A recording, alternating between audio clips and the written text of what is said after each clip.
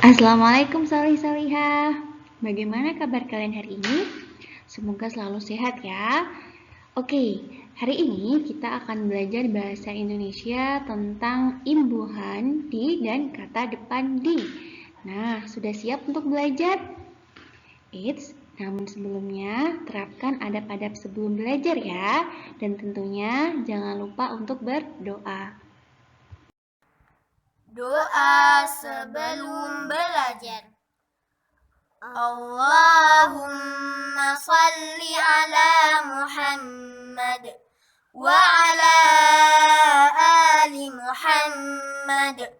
Raditu billahi rabba wa bil islami dina wa bi Muhammadin sallallahu alaihi wasallam nabiyya.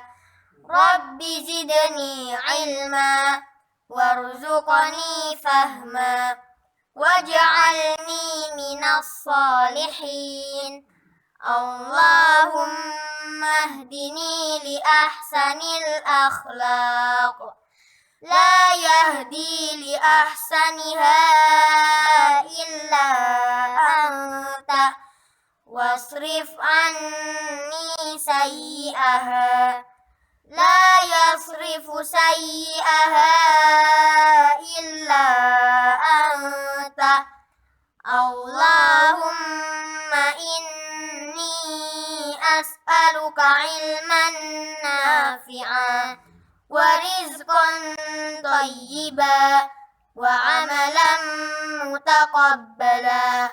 Amin ya rabbal alamin. Teman-teman, kemarin kita sudah belajar tentang teks non-fiksi. Nah, kali ini Ustazah juga ingin mengajak kalian untuk membaca teks non-fiksi berikut ini. Yuk kita baca bersama. Betawi merupakan suku yang ada di Jakarta.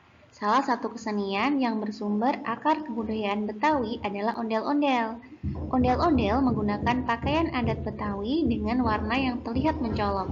Tubuh bagian depannya diberi rongga kecil sebagai celah bagi penunggang untuk melihat keluar.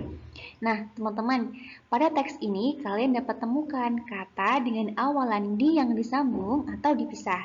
Contohnya seperti di Jakarta, kemudian diberi. Nah, untuk di Jakarta ini, kalian tahu kan ini dipisah? Ya, di Jakarta ini dipisah, tidak disambung teman-teman. Sedangkan diberi itu digandeng, disambung, tidak ada spasinya. Nah, kira-kira bagaimana cara membedakan dan menentukan kapan di ini harus disambung atau dipisah? Yuk kita pelajari bersama-sama. Pada pertemuan kali ini kita akan belajar tentang imbuhan. Nah, imbuhan ini terbagi menjadi 3 teman-teman, yaitu awalan, sisipan, dan akhiran. Pada pertemuan kali ini kita akan lebih fokus pada imbuhan untuk yang awalan teman-teman. Oke, penasaran bagaimana sih cara membedakan kata imbuhan dan juga kata depan? Yuk perhatikan video ini dengan seksama. Imbuhan di merupakan awalan dan penulisannya disatukan atau disambung di bagian awal kata kerja. Nah, di sini kita akan belajar tentang di sebagai awalan, teman-teman. Contohnya ditambah baca, jadinya dibaca. Kenapa kok disambung? Karena baca itu merupakan kata kerja, teman-teman. Coba tambahin membaca, jadinya kan kalau membaca sama dengan dibaca, itu dibacanya gandeng ya, di sini tuh gandeng. Nah, contoh berikutnya, dilarang. Dilarang juga gandeng, teman-teman. Disambung ya, tidak ada spasinya di sini. Karena ketika larang ini kita tambahin melarang kan sama dengan kata kerja. Jadinya dilarang itu disambung alias di sini sebagai kata awalan. Dipakai juga demikian, teman-teman. Dipilih, ditemukan, diiringi. Nah, kata-kata ini merupakan kata awalan karena ditambah kata kerja itu disambung ya, seperti itu. Jadi ketika ditambah kata kerja maka penulisannya disambung ya teman-teman, seperti itu. Nah, berikutnya kita akan belajar tentang kata depan di.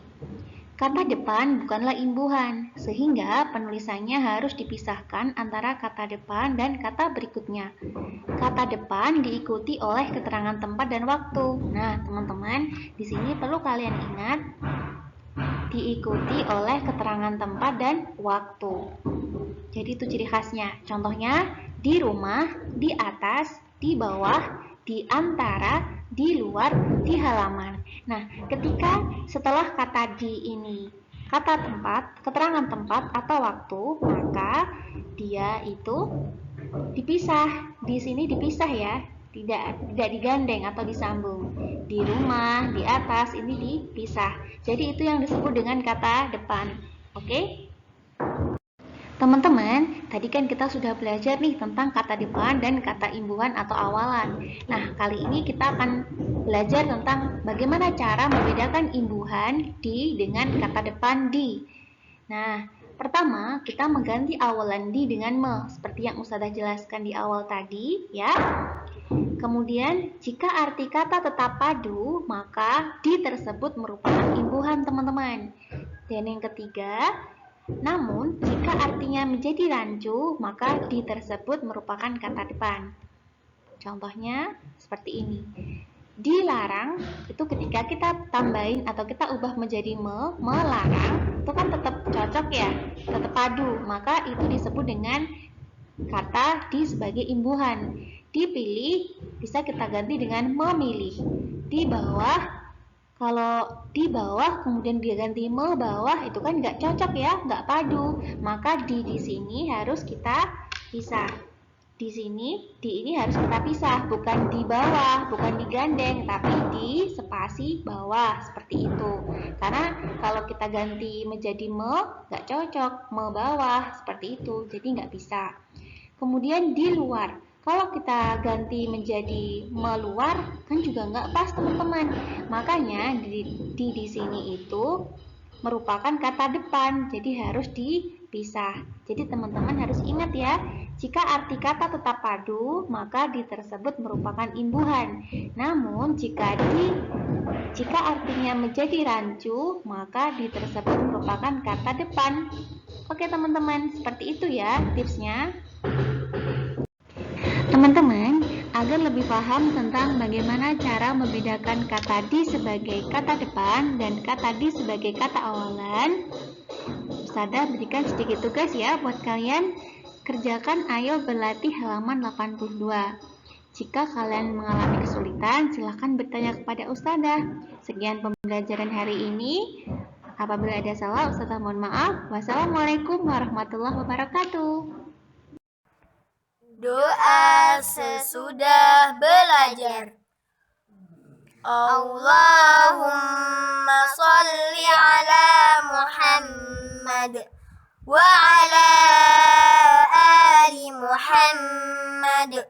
Allahumma inni a'udzu bika minal ajzi wal kasal wal jubni wal bukhl والهرم وعذاب القبر اللهم آت نفسي تقواها وزكها أنت خير من زكاها أنت وليها ومولاها اللهم إني أعوذ بك من علم لا ينفع ومن قلب لا يخشع ومن نفس لا تشبع ومن دعوة لا يستجاب لها اللهم فقهنا في الدين سبحانك اللهم وبحمدك أشهد أن لا إله إلا أنت أستغفرك وأتوب إليك